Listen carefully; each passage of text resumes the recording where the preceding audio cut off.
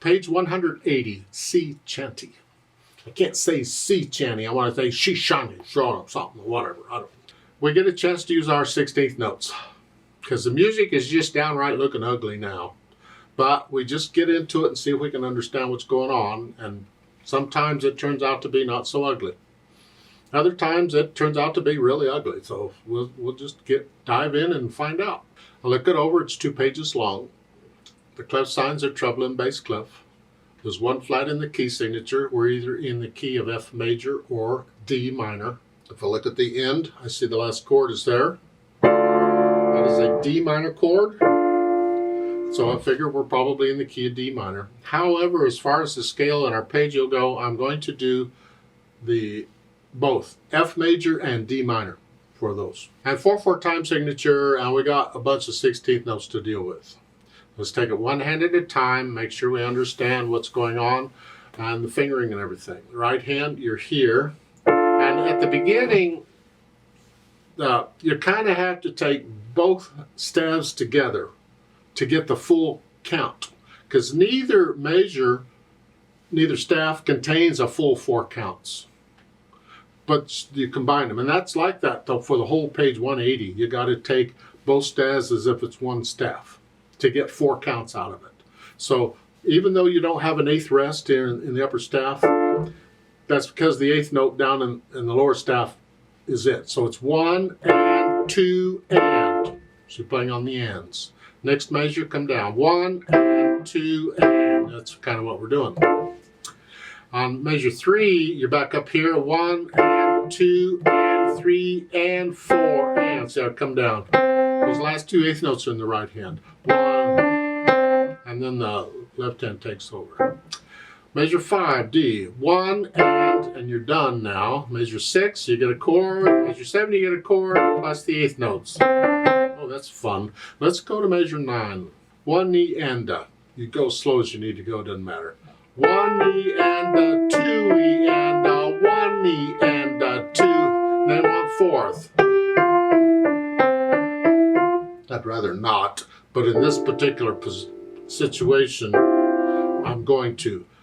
A lot of times in piano, when we make a fingering change or something to accommodate something, we're actually creating another problem. So we solve a problem, we create a problem, or more. And in this case, if I fix this by using 4th finger there for measure 10s, because I'm in this position, then I got to cross over. And if I don't want to cross over, if you want to consider that a problem, I don't know, then I go ahead and use 5th finger. The articulation lets us get away with it. You just lift up and come down. Because I don't like doing that, but I will in this case. Go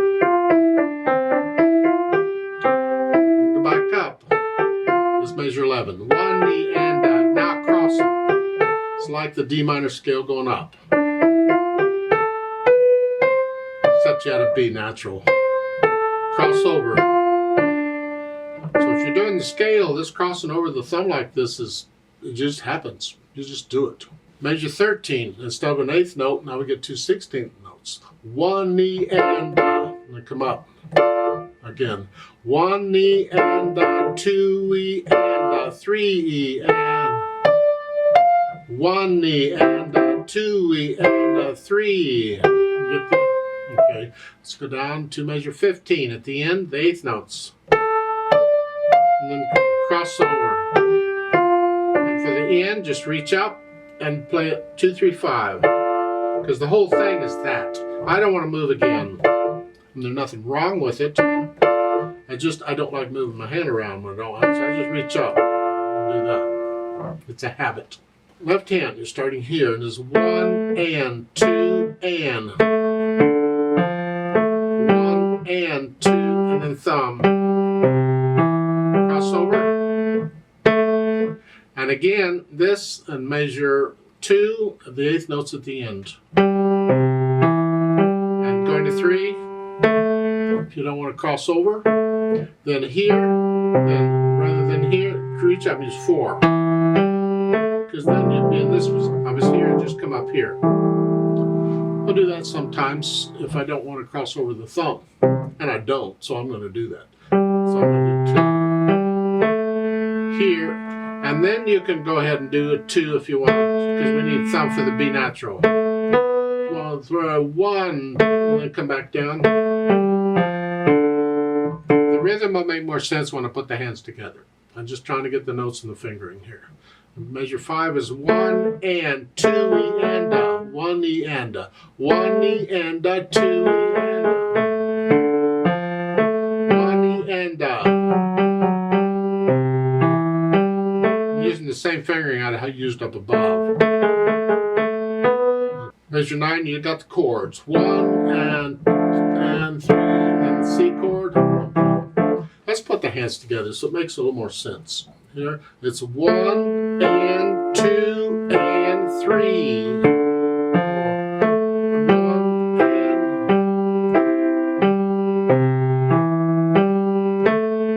It's pretty repetitious. Measure 3, it is. Let's keep going. 1 and 2 and.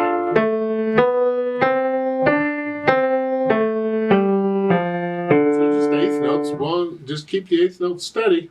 Measure 5, it's 1 E and a 2. That's all that is. 1 E and a. And measure 9, it's 1 E.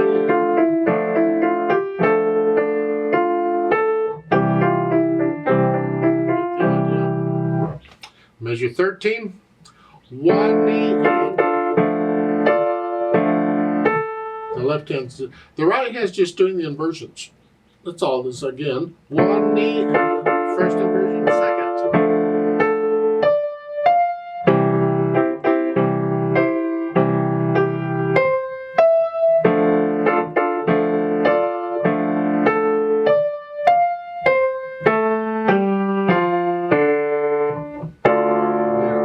Another reason to finger that at the end of the right hand this way is because the left hand has to move.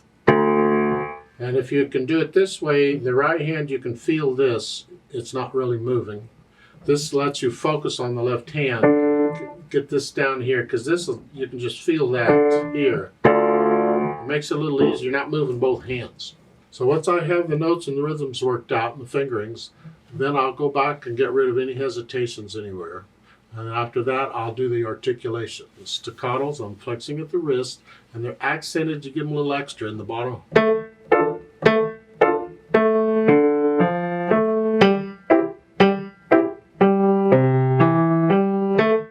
So go through and put in the articulation, and then the dynamics.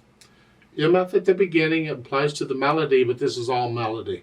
It's moderately loud. That makes the accented notes a loud note. On measure 5, they give you another MF. And the question is, why? We're already MF. A couple reasons possible. I mean, I don't know why for sure, but a couple reasons they might.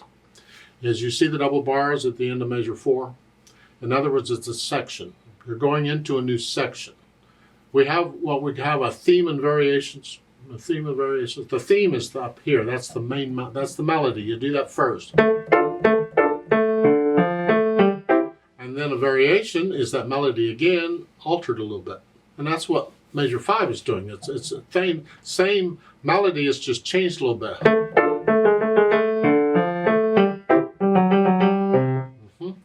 And then at the end of measure 8, you get another double bars. Now we're going into another section. And this is, it could actually be considered a variation of that. And then measure 13 is another one, which is another variation. It's like we got a theme and 3 variations of this thing, is all that is. So in learning it, you just take it one section at a time. But back to the dynamics, I got sidetracked there. It's a new section, and they want to make sure you're starting this, because when you're interpreting it, you might alter the dynamics a little bit. Maybe there in measure 3 or 4, you came down a little bit. I could have come down there. And they're accented, but I could ignore them. In measure 5, I want to make sure you start this moderately loud, but then they have a moderately soft right after it. So now we have a statement and an echo, sort of.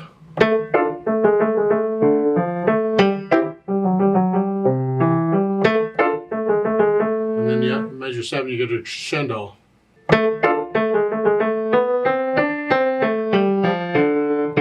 You're going back up to, actually you're going up to loud, because the MF at the end of measure 8, with the accents that make those notes loud. Then on measure 9, now we're soft, and that's the melody. The accented note would take a bit about moderately soft. These chords need to be very soft. And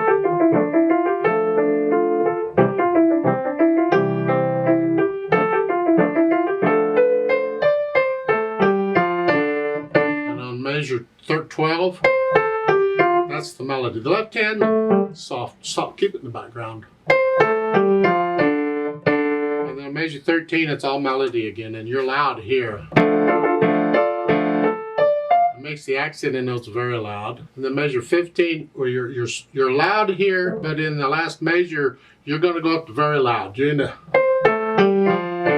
and with the accent, that last chord is actually like 3 Fs.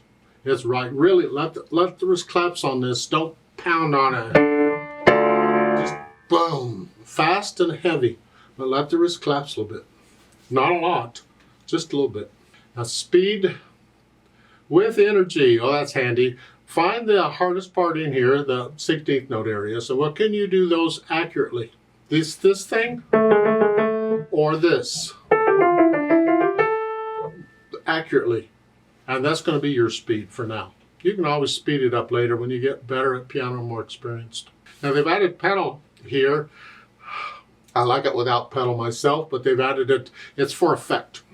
It's only on the last variation. Don't use it anywhere else. And it's loud. So with the overtones we're building up, we're getting excited. Because it's loud, I'm going to put the pedal down with the notes here. And I'm going to change the pedal again, lag it. Let them do the notes first and then change the pedal. So the pedals follows behind the hands.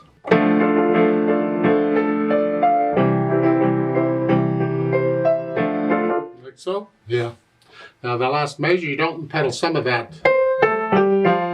Here you can. And just leave the pedal down and let it ring out. The fermata, just let it ring out for a bit. How long you hold the fermata is up to you. If I do it with a metronome, I'll hold it 2 beats instead of 1. I just double it. There is a molto rit in the last measure, which means slow down a bunch. Molto means a lot. So you're going here, measure 15.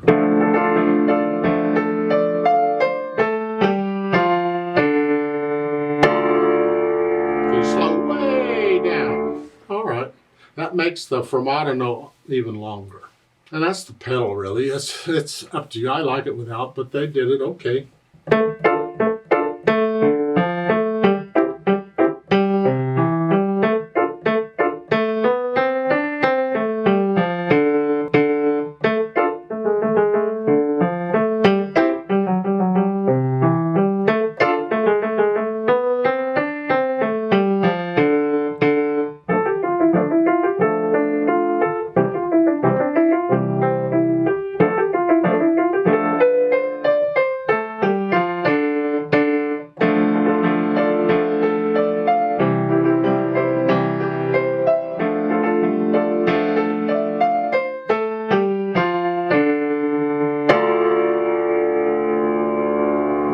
Please don't copy me.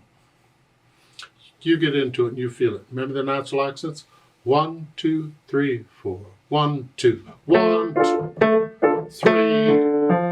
1, 2, 3.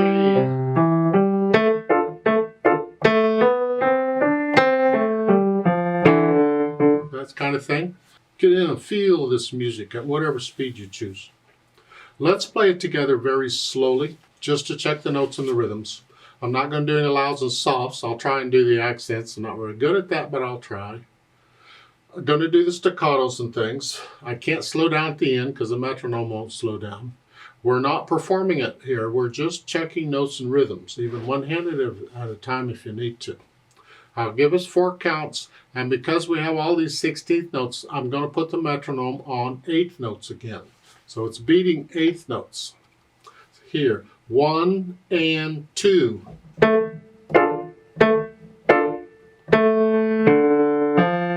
That makes the measure 9.